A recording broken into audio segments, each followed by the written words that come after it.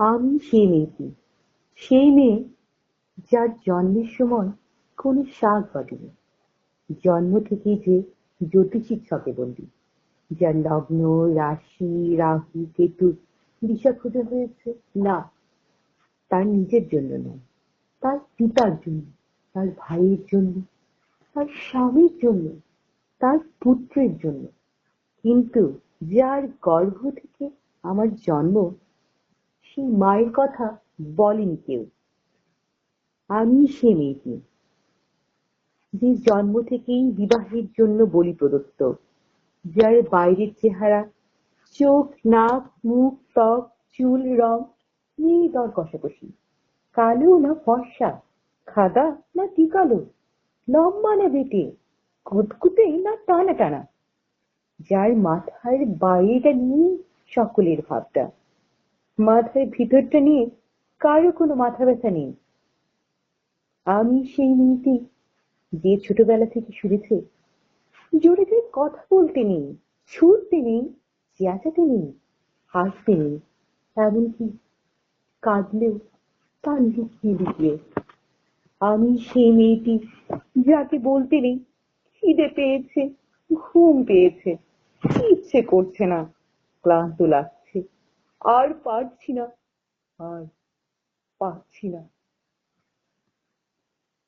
আমি সেই মেয়েটি, খেলার জন্য যার হাতে তুলে দেয়া হয়েছে পুতুল, পুতুলের আদর পাবার জন্য, পুতুলের সংসার বানাবার জন্য। আমি সেই মেয়েটি, যে গত কোনো শতাব্দীতে 5 বছর বয়সে মালা দিয়েছি গঙ্গা যাত্রীর গলায়, কুলীন ব্রাহ্মণের 365তম স্ত্রী, অন্যতমা হয়ে স্বামীর গর্ভে হয়েছি গর্ভিণী। একাদশীর দিন অবুঝ দশমী বালিকা, আটক ঘরের মাটি লেহন করতে করতে প্রাণ ত্যাগ করেছি। সন্তানের পরে সন্তান জন্ম দিতে দিতে যন্ত্রণায় মুখ থুবড়ে পড়েছি সূতিকাগারে, জ্বলে পুড়ে মরেছি সতী দাহে। আমি বুঝতে পারিনি যে চাকরির জায়গায় নিজের কাজের কুশলতা দেখাতে নেই। আমি বুঝতে পারিনি যে আমার প্রেমিককে তার প্রেমপত্রের বানান ভুলগুলি ধরিয়ে দেওয়াটাই আমার ভুল হয়েছিল। আমি বুঝতে পারিনি, আমি যদি কবি হতে চাই, আমার বন্ধুরা বলবে ওটা কবিতা হয়নি, পদ্য হয়েছে। আমি বুঝতে পারিনি যে বিংশ শতাব্দীর শেষ সীমায় দাঁড়িয়েও এই পুরুষ শাসিত সমাজ বুদ্ধিমতীদের জন্য অপ্রস্তুত। আমি সেই মেয়েটি, যে দেখেছে একটি নারী কেমন করে নিছক মেয়ে ছেলে বনে যায়, চরিত্রে উল্টো দিকে হেঁটে যায় সফল স্বামীদের গিন্নিরা, শিক্ষার চেয়ে উজ্জ্বলতা পায় বেনারসি শাড়ির ফুলকি, বুদ্ধির চেয়ে দীপ্তিমান হয়ে ওঠে অন্ধকারের হীরাপান্না। আমি সেই মেয়েটি, জানেন, আমি সেই মেয়েটি, যে জীবনে কয়েকটি বছর ভুলের পর ভুল পুনরুপি ভুল করে চলেছি। অন্ধকারের দিনে ফিরতে পারি না বলেই কি আমি অপমানের জ্বলন্ত কয়লার উপর দিয়ে হেঁটে যেতে চাই, যেতে চাই দুঃখের দিকে।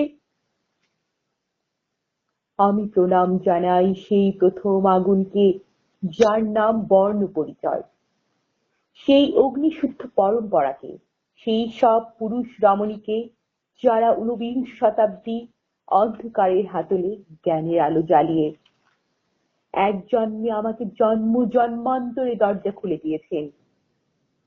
আমি আজ প্রেমের জন্য ফেলে যাচ্ছি আরাম, শোকার্জিত সাকান্নের জন্য ফেলে যাচ্ছি কৃতদাসের চর্বচস্য, জেগে থাকার জন্য ফেলে যাচ্ছি ভাত ঘুম, যন্ত্রণার জন্য ফেলে যাচ্ছি সুখ, জ্ঞানের জন্য ফেলে যাচ্ছি অন্ধতা, আনন্দের জন্য ফেলে যাচ্ছি সাফল্য, অমৃতের জন্য ঐশ্বর্য।